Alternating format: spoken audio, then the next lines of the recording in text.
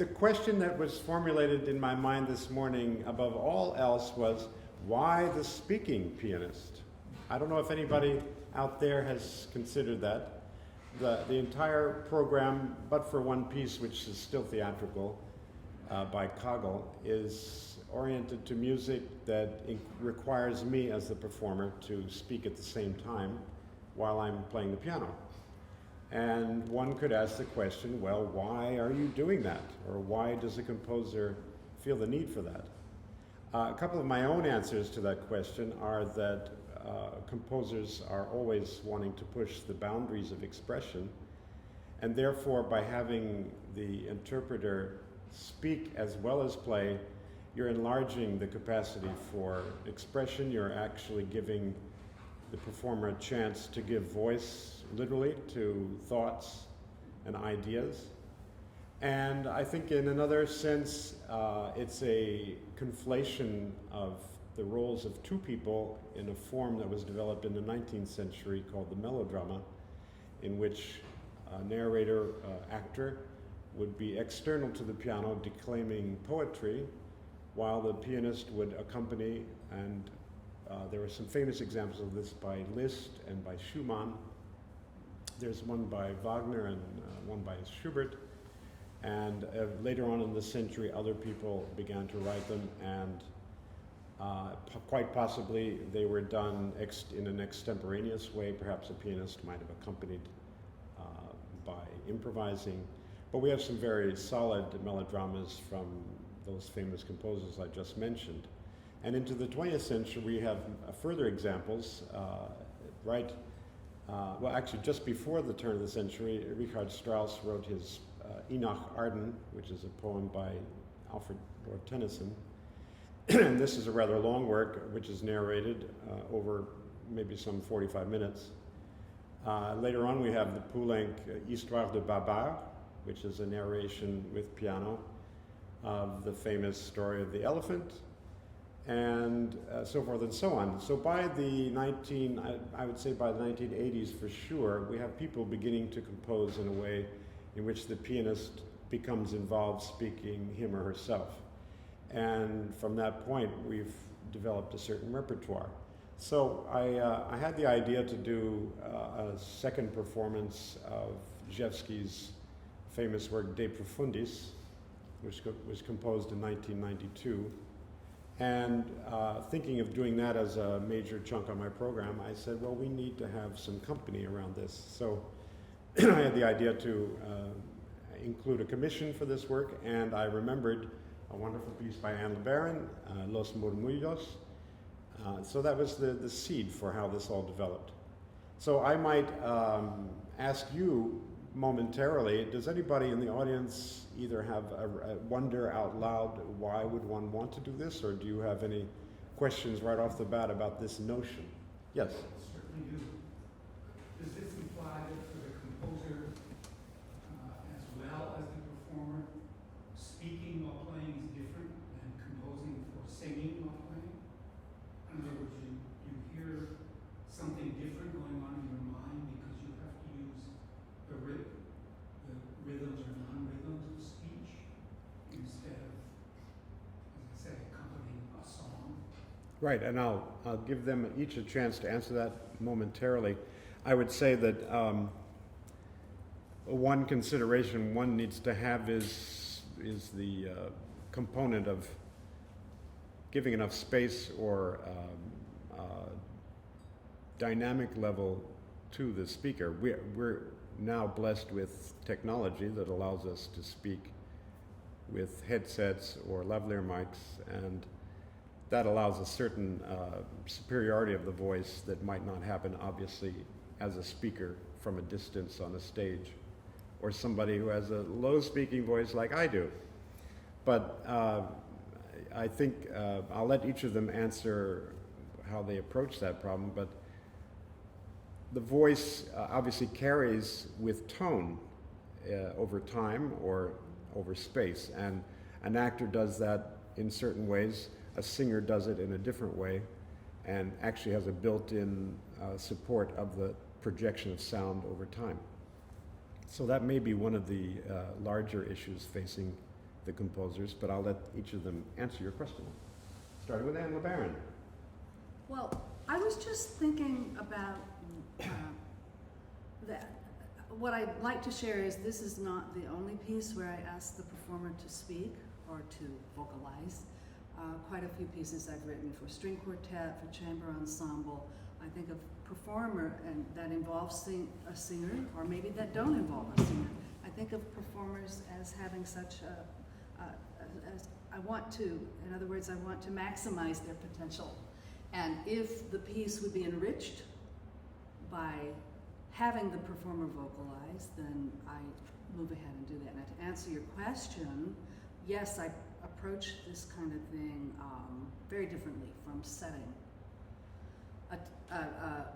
music, and often I keep it very simple. And also, a lot of the time, I don't rhythmicize it so that it feels natural for the performer to enunciate, to whisper, to shout, whatever you will see Mark involved in doing. You? Yeah, it's the same for me, I would say, in what Anne said. There's a different kind of precision that I bring to setting a text to music for a singer. I'm putting each pitch with syllable at a particular moment in the music. For this piece with Mark, I've set up a general space within which he can speak a line. It's not, it might change every time the piece is performed. It will change every time. Yeah. Okay. And there's also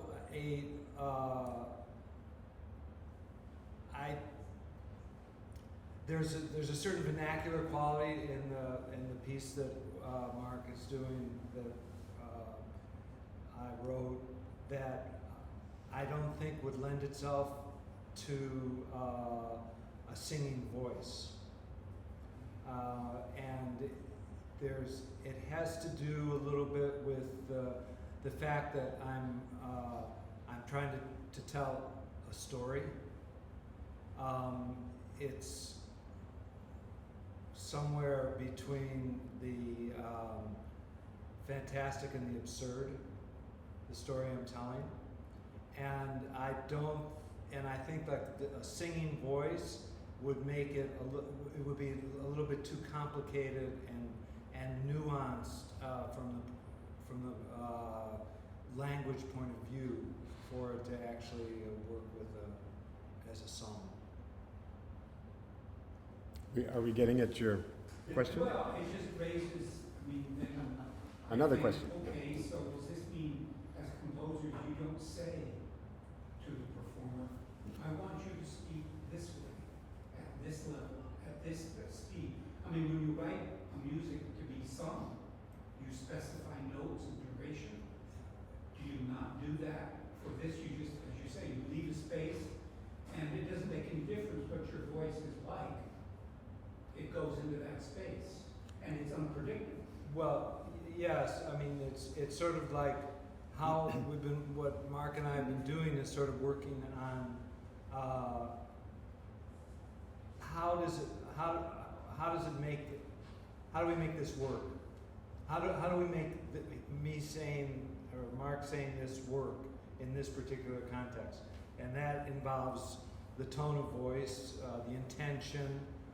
Is there irony in this? Is it sort of like a throw off? Is something that's and the actual intention of the text with which the text is spoken changes to a certain extent depending on where we are in the piece and what Mark is saying.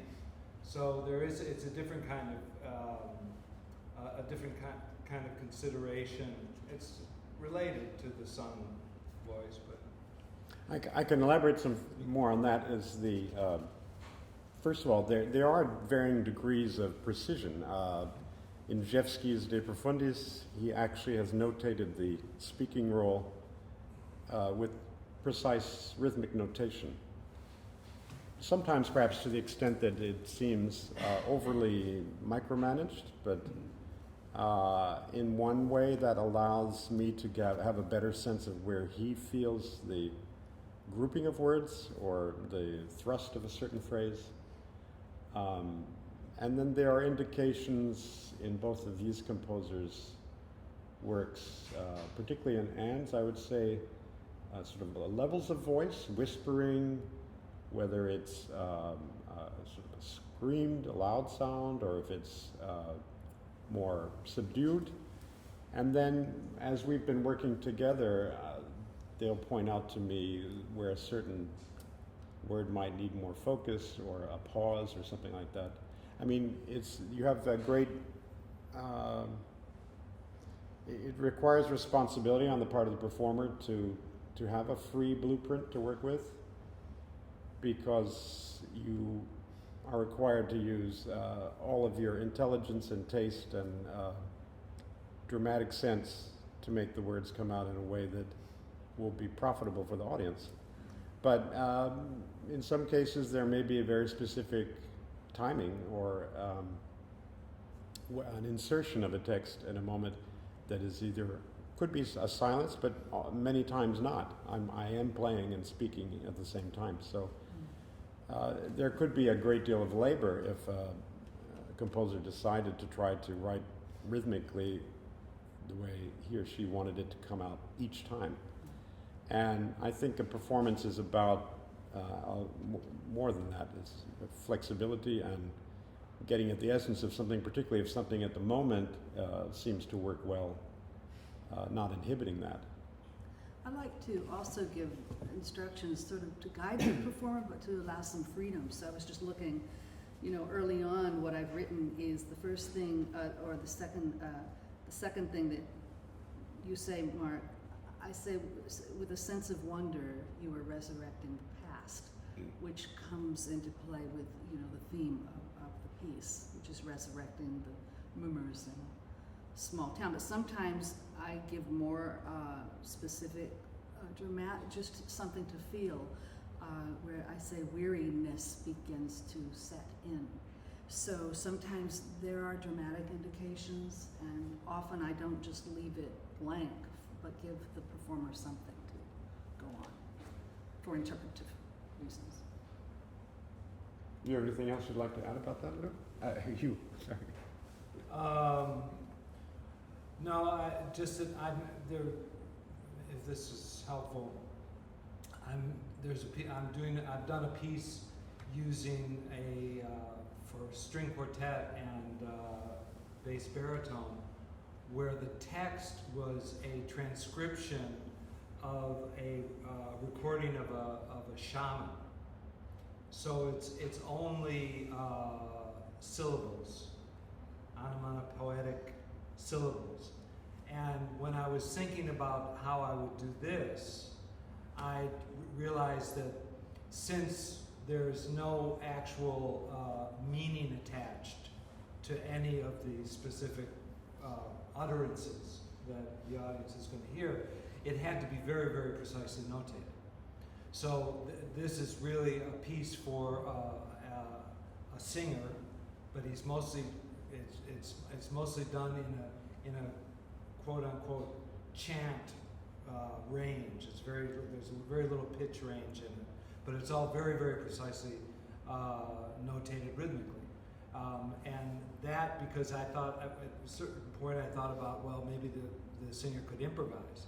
But then I thought, well, this is going to get to be a total mess, because there's not enough constraint to allow him to get a kind of effective expression. So whereas with the piece that Mark and I are doing together, since the language has its own level of meaning in and of itself, I felt free to say, okay, you're going to say this sometime between this measure and that measure, and over the course of this particular passage. So that. Before we go on, are there any other questions along these lines of the nature of? I just had more of a thought, but I can't help but think about Sprechstimme Mm-hmm. in what, as part of this discussion. Right, we're speaking of the phenomenon which was made famous by the melodrama Pierrot Lunaire by Schoenberg, which had a fair amount of singing in it, but there was an elaboration of speech that went beyond mere recitation. It was pitched recitation. And I would say this, obviously evolves out of that as well. And it's a rather nebulous realm, or I should say, not a black and white realm, what Sprechstimme really is, and how to render it effectively. I think it remains a little contentious in that regard.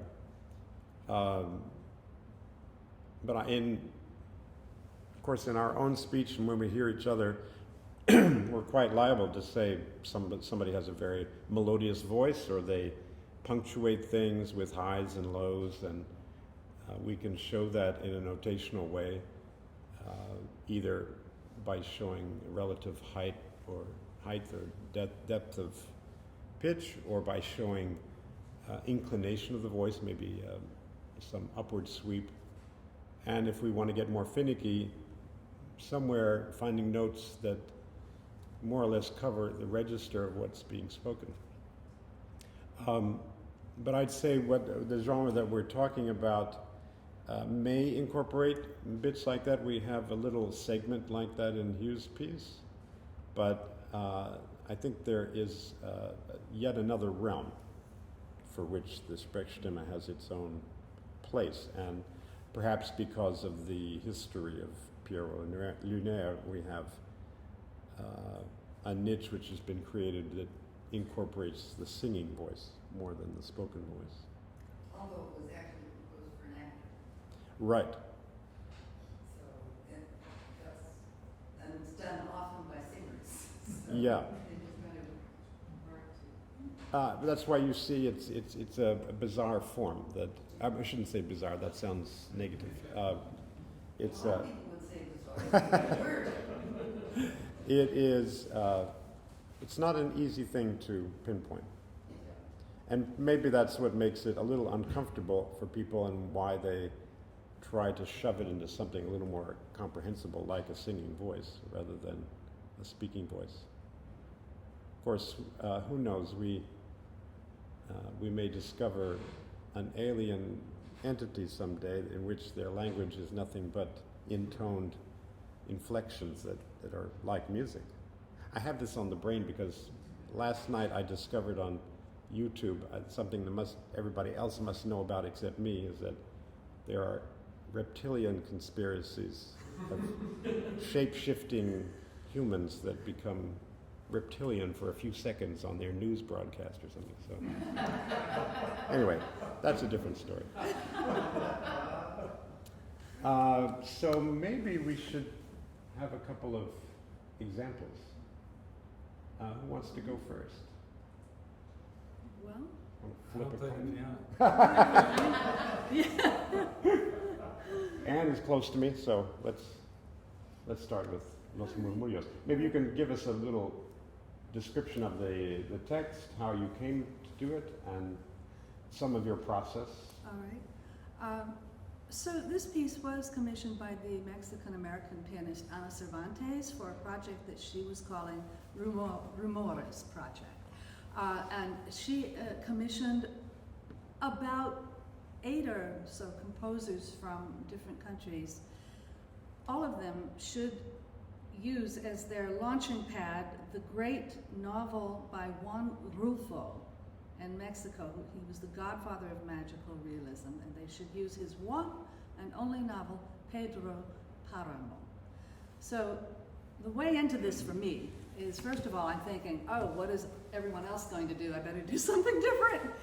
And I had real blocks with this piece, but I studied the book, 2 translations plus the original Spanish.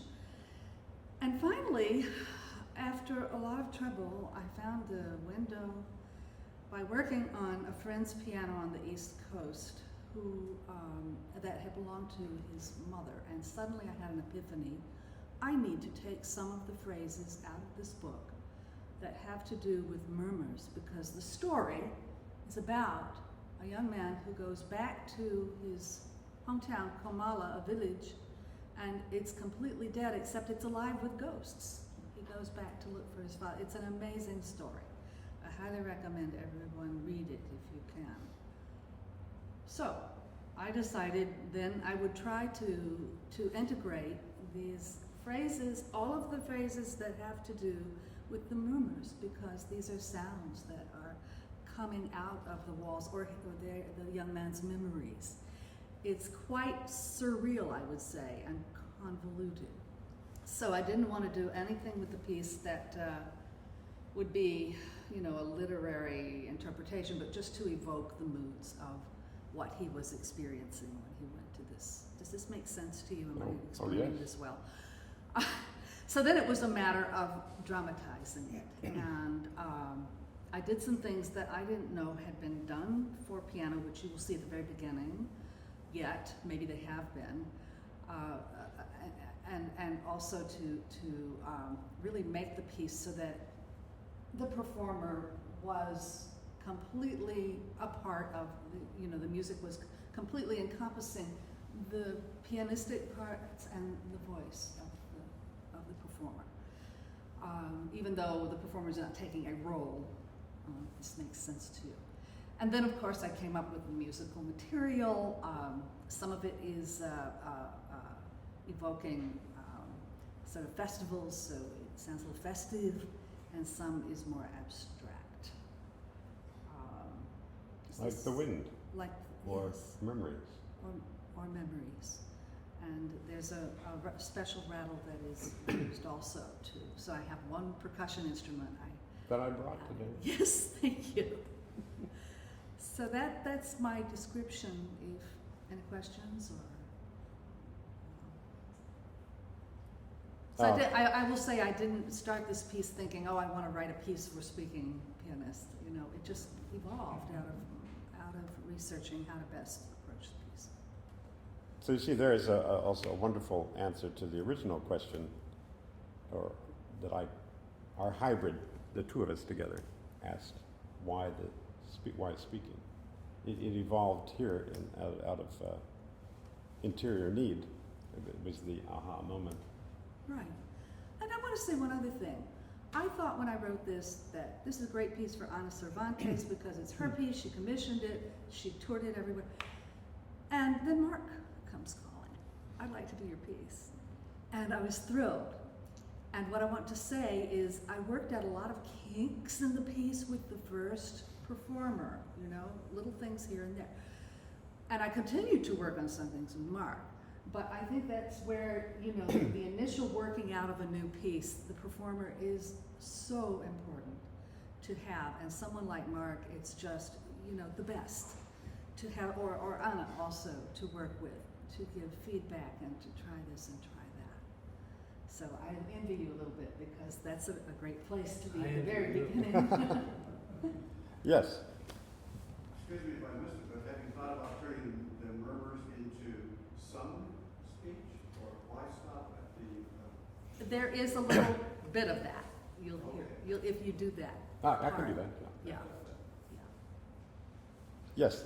So I noticed that the words are in Spanish. Yes. Will you perform this in Spanish? Yes. Sí. Yeah, that's a good question because I'm actually starting the program with a much shorter melodrama by Richard Strauss. I'm saying it in his German way, but we say Strauss.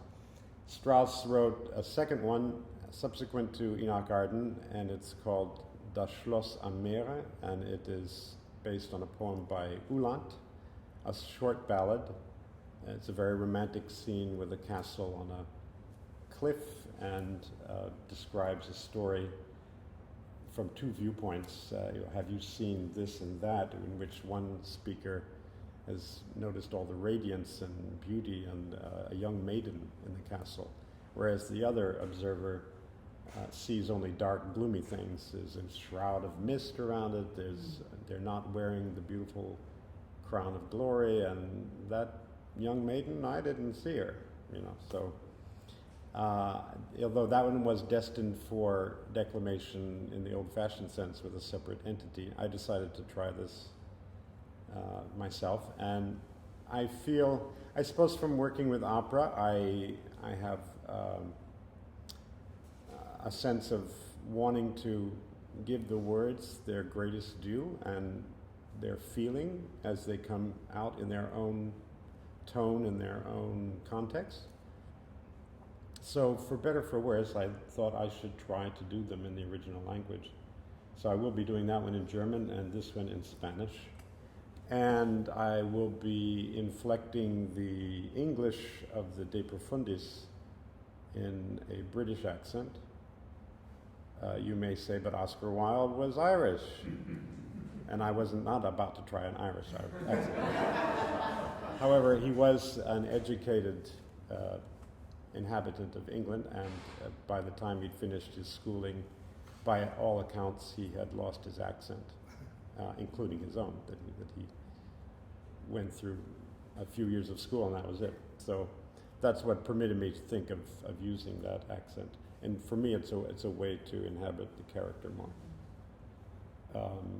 So yes, we will be hearing some Spanish in Spanish, hopefully with a reasonably successful accent. So, what should we do? Well, I have a question for you right away. Just since we're here in an acoustic environment, near the beginning of the piece, she has a moment of foot stamping. And it's a little trickier than one would have imagined. It has something to do with either the rapidity of doing a repeated sound like this, which works right now when I have nothing else to do, but I have my hands on the keyboard, and there's something about the leverage of the body being seated that makes it a little more tricky. Another thing I wanted to mention, from a dramatic standpoint, we did work out just a little introductory shtick, let's say, to, no, that's too demeaning. Let's say it's dramatic entrance. yeah. And do we want to see that? Heidi's nodding. Yes, okay. Should we start at the beginning? Yeah, and then I'll just, And maybe as long as you want, and then we could just go. a couple little bits, yeah, We after could go that. to the song. Yeah, exactly, that's good. All right. And the stamping you'll do? Oh, yeah. Did you have a question? And I'll probably stop and ask you what it says. Oh, okay. Where should we sit then? Oh, just a little over there, that's fine.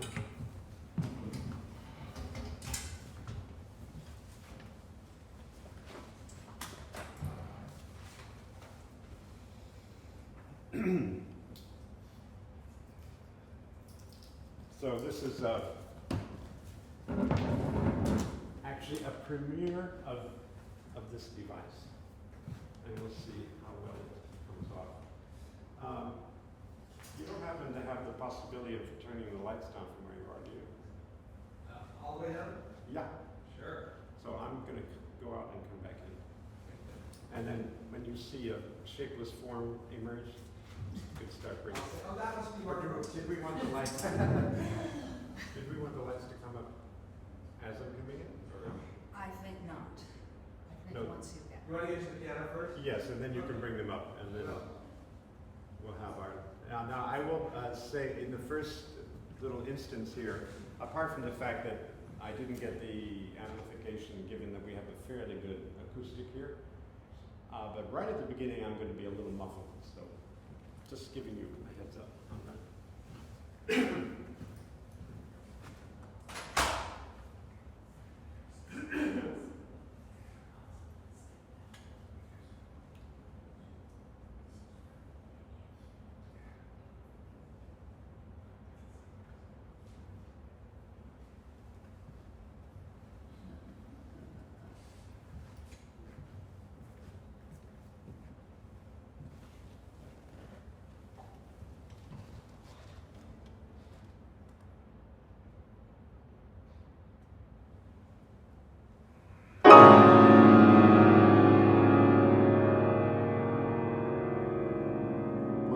palabras que había oído hasta entonces. Hasta entonces lo supe.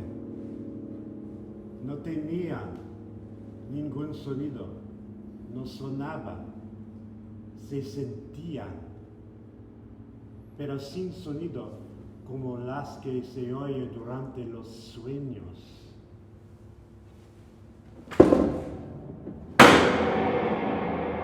Este pueblo está lleno de ecos.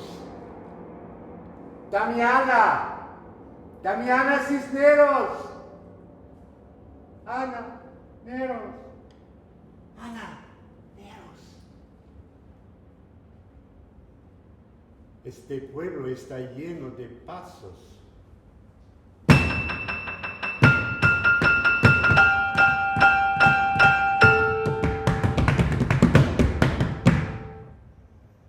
Lleno de crujidos.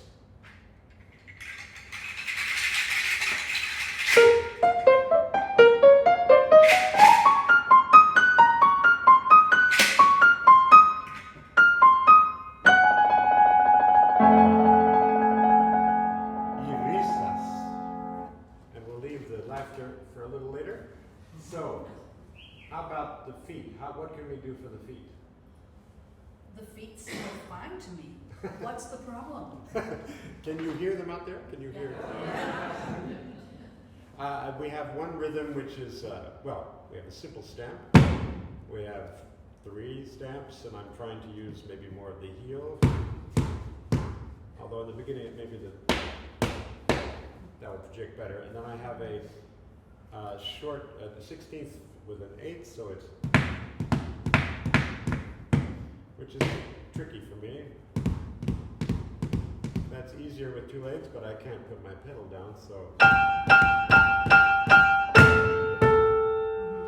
Do you have any preference for what we can accomplish? Could you play it with the pedal down again? Yeah. So if I do that, then I need to do. Right.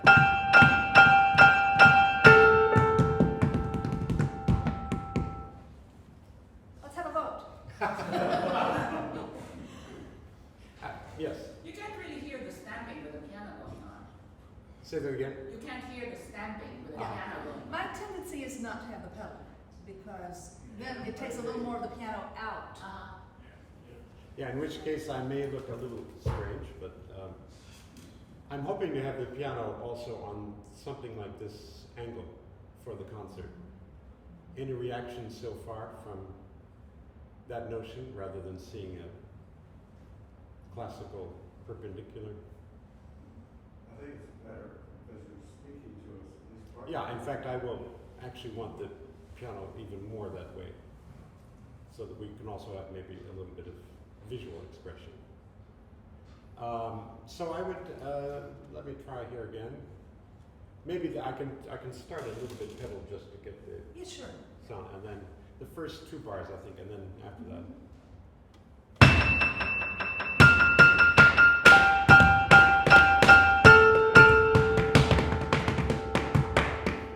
Yeah. I like that. Okay. Yes. I think So- that's more effective. I have a comment Yes, though. please. When you come out, everything is just great, except I have one question. When you fall Yes. on the piano, my intention was to take the forehead and all the way down Okay. under the keys. And Then you come up. I was afraid. I mean, is that what it seems like, that I didn't just Did- give myself I over? couldn't tell. Did your head go down on the keys? Oh, no, I didn't. I thought. For sure it did. So all the way down. And then one other thing. These composers.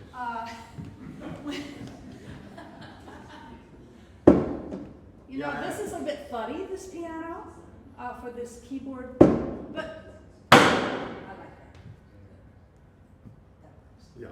That's a breeze. Okay. Oh, and the composers usually are the ones that can do the stuff like that.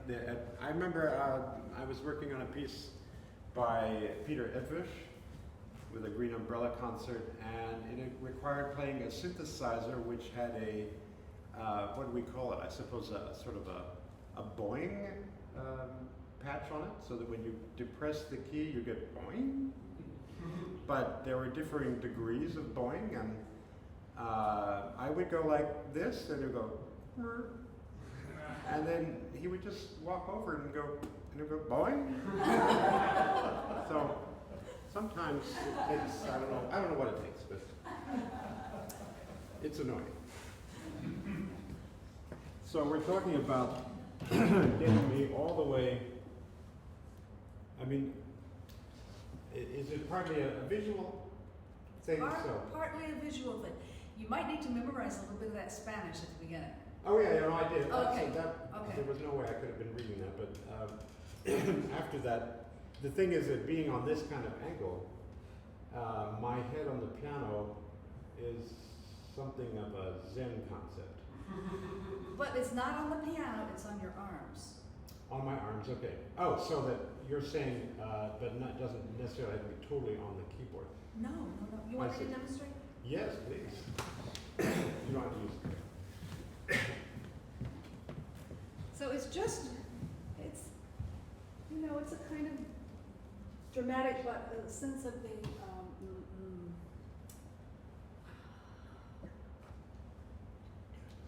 right, so it's like a frame. Okay, so.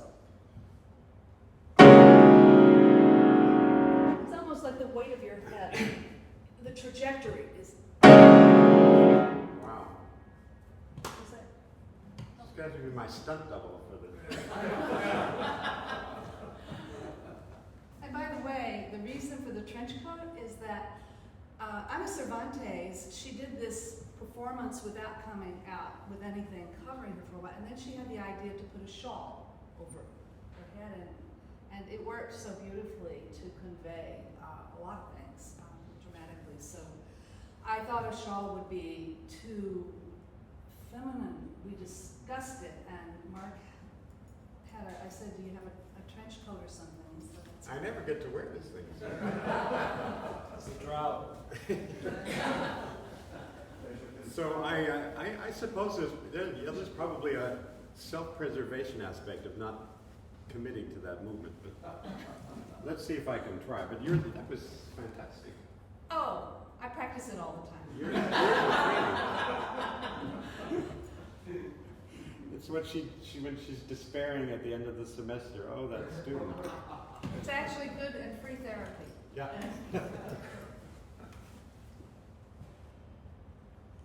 I'm trying to remember. Did you sort of prepare your arms up and then?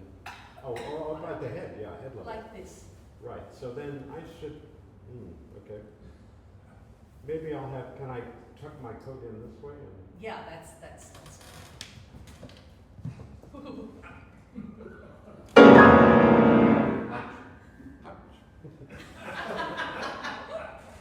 No, it's not good.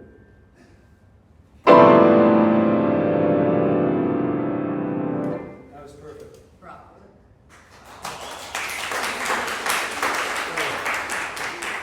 She has the advantage of having a shorter torso, so she doesn't have to go so far. Push the bench back. And I am getting great. I am getting my haircut today, so I don't have to worry about the dew so much. So we've had this moment. By the way, here is the beautiful seed rattle that I'm using. Seed pods. Creates that very evocative sound. I had a very felicitous moment at Christmas time. I was at the World Market, not looking for one of these, but there it was. And so I thought, the cardinal rule is, if you see it now, you got to buy it. So we have one, which makes this great sound. So I go on with some laughing, which has been notated into the score rhythmically, but I don't know that I entirely do it quite that way, but I'm trying to give some suggestion. And the next section after that will be mentioning the fact that there is a fiesta going on, and you can hear that in the music. I may not play the whole business, but then I want to get to a bit where we get to our murmuring sounds.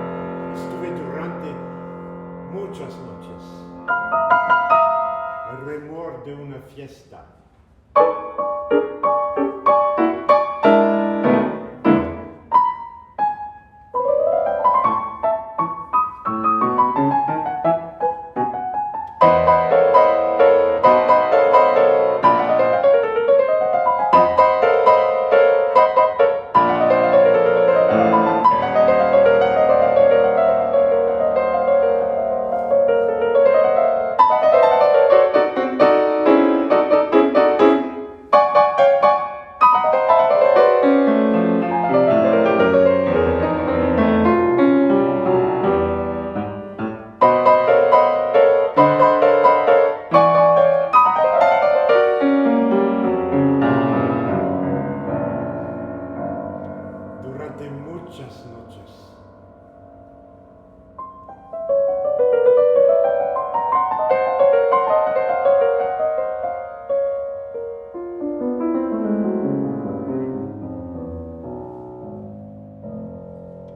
Luego dejé de oírla. Y es que la alegría cansa.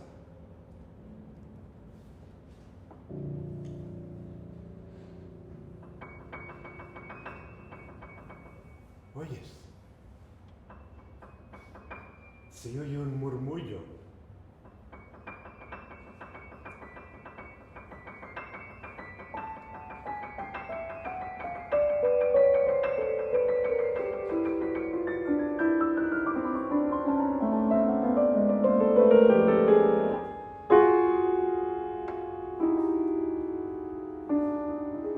Oyendo un murmullo, un rumor parejo, sin ton ni son, parecido al que hace el viento contra las ramas del árbol en la noche, cuando no se ven ni el árbol ni las ramas, pero se oye el murmurar.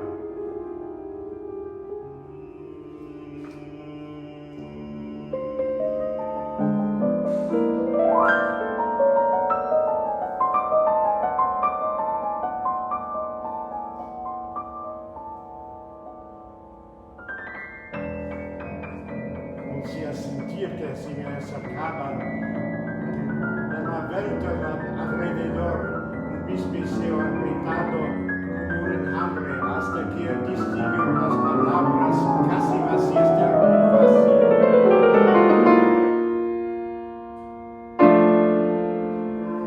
Ruega a Dios por nosotros.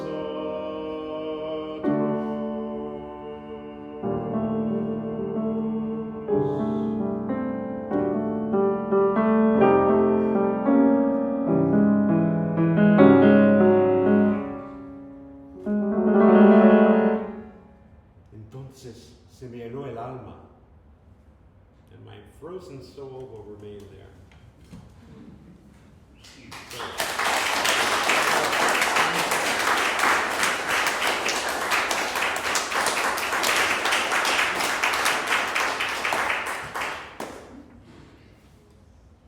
Two things. Yes. That was great. That was just really impressive and wonderful. The way it's so difficult to do this reading. The last thing that you all heard. Yeah, the last thing, that was a piece of crap, I will say, but, Oh, no. because that's the total rubbing, whatever you call it. Is there any way, though, after you arrive here, that it could be subito? Yes, So of that course. the hymn could be taken down, or Right. the hymn-like passage. We're talking about where I was just singing like a hymn, that we bring it down to a much softer dynamic level. And we're speaking also of the singing as well? Yes, the singing as well. Okay. Mhm. Yeah. So it all More kind of interior. matches. Yeah. Yeah, more okay. interior. And the gesture that follows that, Yes. it should be rubato resonant and blurred. It was a little dry. for Yes, me. okay. Also, it's not literal. You can repeat things. You can do what you Right. feel here. Okay. Okay. Thank you. You're welcome. Thank you. So there's, thank you.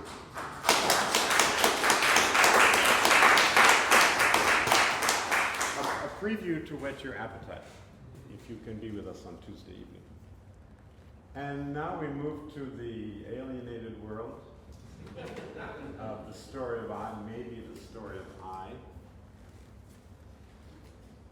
So I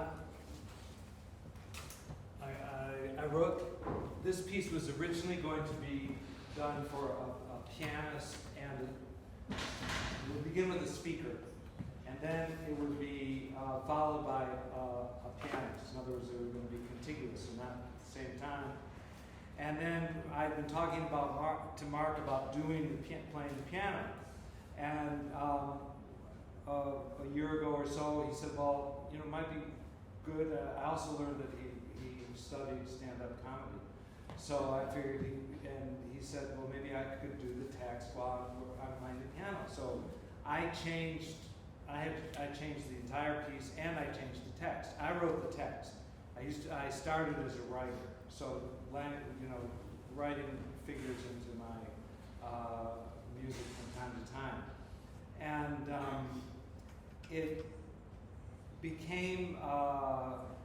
It's called Maybe the Story of I, and it's about and Mark actually plays a character, the character who is telling this maybe story, and he's a character who is trying to assume a lack of identity for different reasons, some of them political, some of them metaphysical, coming from the idea that identity is a functional necessity, but it is not an essential reality. In other words, we make up our identity. So anyway, this character is dealing with this problematic. And he runs into a problem with the identity cops who want him to have an identity. And so it's a little bit of a thriller, but abstract thriller. And it tells a story in sort of like in a filmatic way, cinematic way, where you cut from here to this part here. It's not a continuous narrative, but the story is implied in the piece. So, what would you feel comfortable about performing at this point? How about a little bit of starting from my spiel went like this? Yeah, I was thinking of that. Yes, that up to, but I could also try the bit with the right ahead of that one. What would you like? well, I was thinking of maybe could you do H? Yes. And then into my spiel and end with the part about the piano. Yeah. Mm-hmm. Sure. Try this. And it's interesting because when I think about this, in maybe the story of I used a lot of elements that from my own biography, my life, and so that I'm calling at the same time that I'm calling into question the actual reality of an identity. I found myself using elements in what I consider to be my story to make up the text of this. I'm going to be starting at a passage where I'm going to be talking about the reflection of a change of attitude, a change of times. When did it all get to be like it's gotten to be now?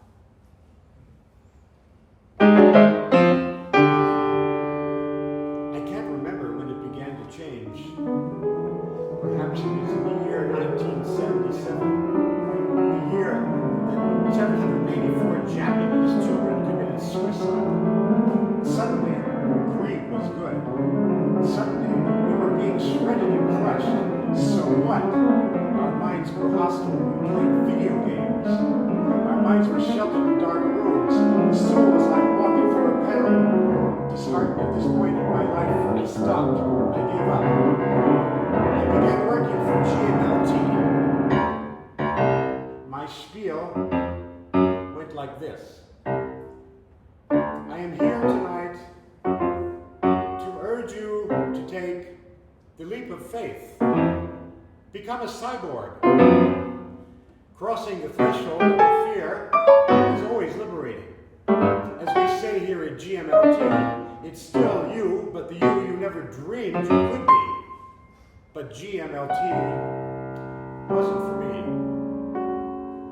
top of that, I was fired, and my job was given to a cyborg.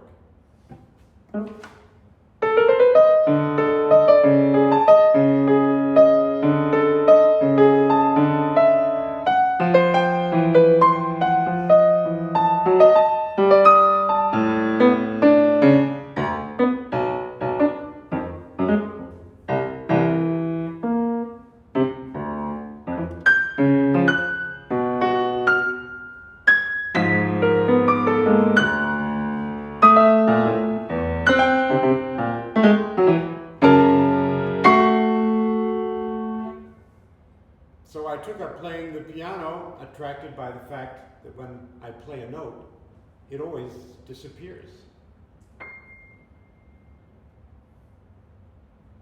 They didn't like that. And things got worse.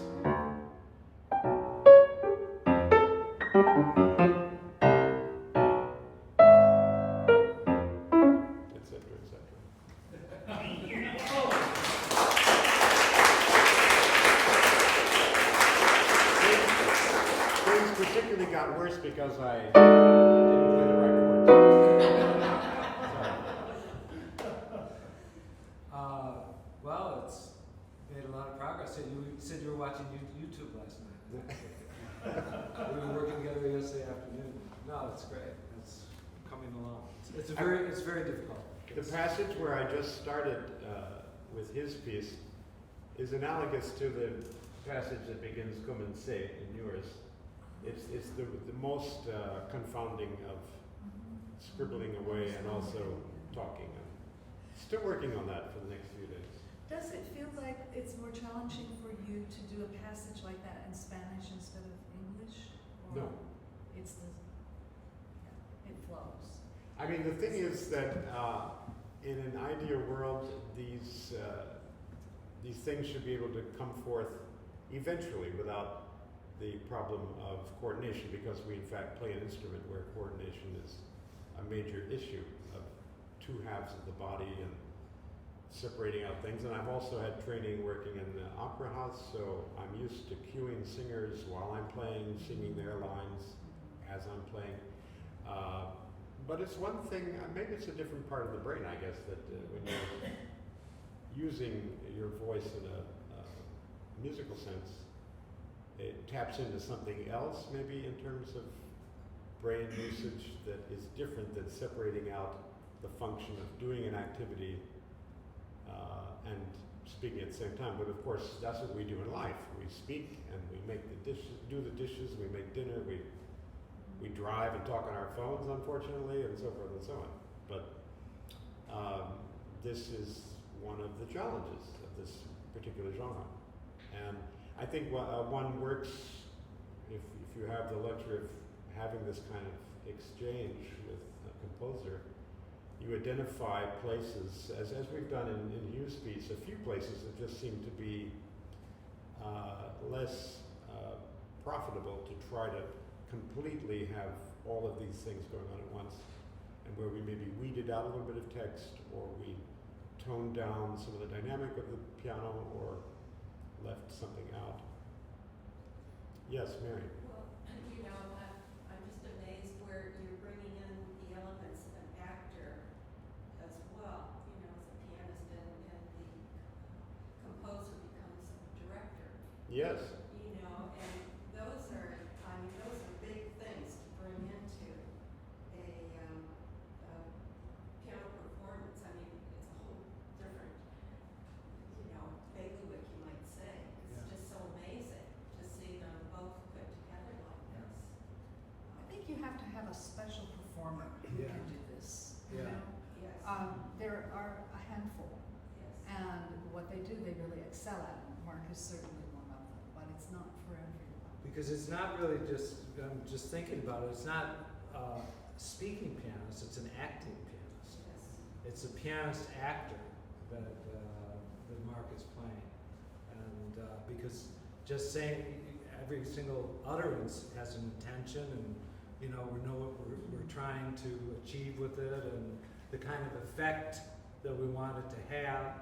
So that's acting, really. It is.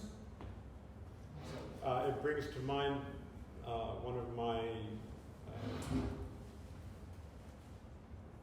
personal angles I would say in teaching is encouraging students, or whether or not they're students or people that I'm just interacting with, to think in terms of imagery, creating stories, narratives for their music making, because I think it's very important. And whether, you all don't have to know exactly what we're thinking, but we can, I think, convey better the substance of the music, the emotions, the kinetic aspect of the music, and also how we use our bodies. These are all things that are often overlooked, particularly in younger performers.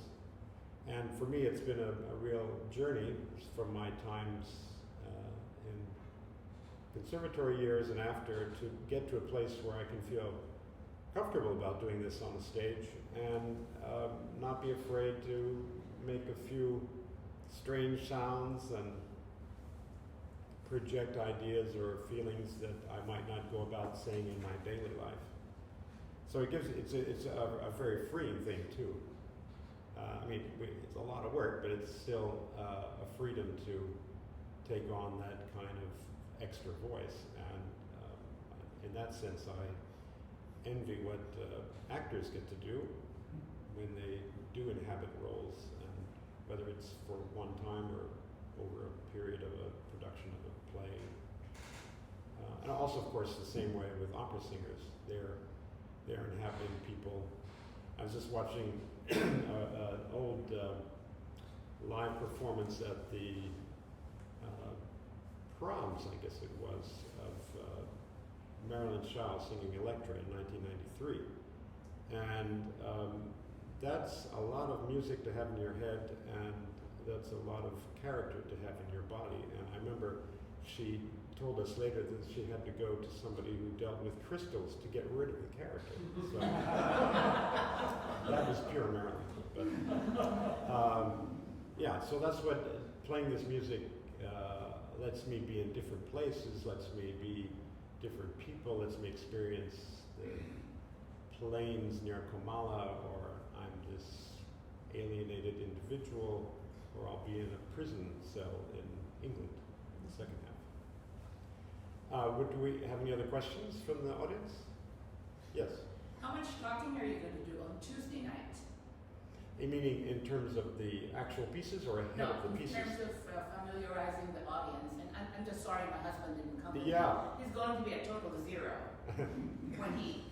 Yeah, I'm unfortunately, for the sake of the drama, I suppose, I won't be saying anything. There will be some notes, and we hope to have some useful lighting for reading.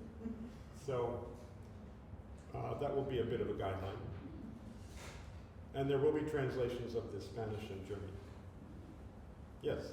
Mark, will you be mic'd for your voice? Oh, yes. Okay, because it was fine when you were speaking, by yourself, but when you were playing. Yes, it was. I'm sure it was covered up. Okay, good. Good. Yeah, that's a whole other element in terms of the balance between the piano and the voice, because it's like very, very important in these pieces.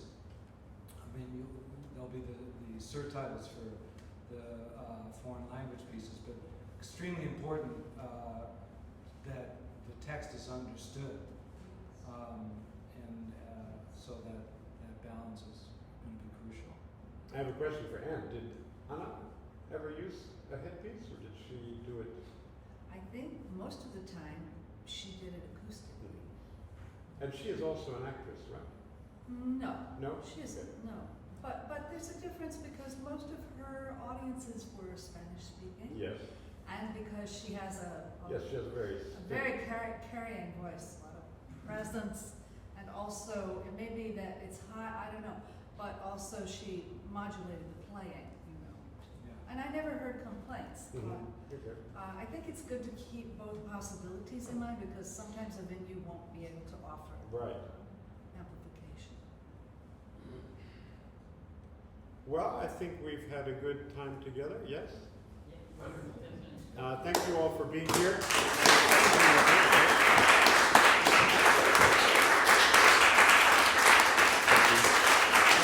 Thanks, Hugh, Levick, and LeBaron.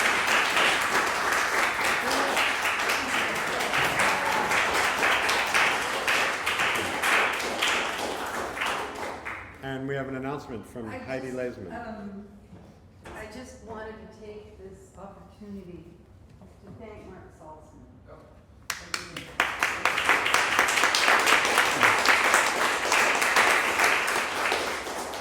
Thank also Michael Seal from Boston Court, Marcus at Boston Court, and without these two wonderful people, we couldn't be doing this. Thank you so much. Thank all of the pianists who have done this now for 2 years, and it's been a terrific thing. I just wanted to also ask you how you heard about it. I thought that I should ask. Endless emails. Endless emails. Okay. Endless emails. Endless emails? Facebook. Facebook.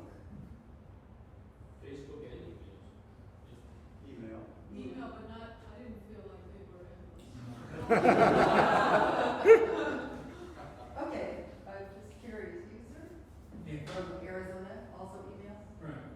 Yes, when you shout, I can't hear, I can't hear. You have to send me something. Well, I'd also like to mention that I have made a reservation at a restaurant, Key Corner, across Colorado from here. I've made a reservation for 10 people. The artists are going to be there. If you would like to join us, you are welcome. They'll probably have to set up an extra table if you all decide to come. But that's what we're doing. And if you would like to come, we would love to have you. I'd also like to mention that there are CDs and scores for sale in the Yes. lobby. There's coffee, there are cookies, and you can have another chance to talk to everybody. Okay. So that's it. Oh, Thank let me you. ask you something. Yeah. Can we leave our cars in the parking lot and walk to the restaurant? Yeah, absolutely. The locks open, the gates open, you can just walk in. Okay. We should probably mention that the concert is on Tuesday night at 8 o'clock at the Red Cat. 8:30. 8:30 at the Red Cat. And parking is $5 after 8. Yeah. Yay. Oh, what's the name of the restaurant we're going to? Use it two or something. It's It's at the new boutique hotel. You just walk right down the street. Colorado. Across the street is the very contemporary looking hotel right across the street. So everybody's definitely welcome to join. Thank you all for being here today. Yes.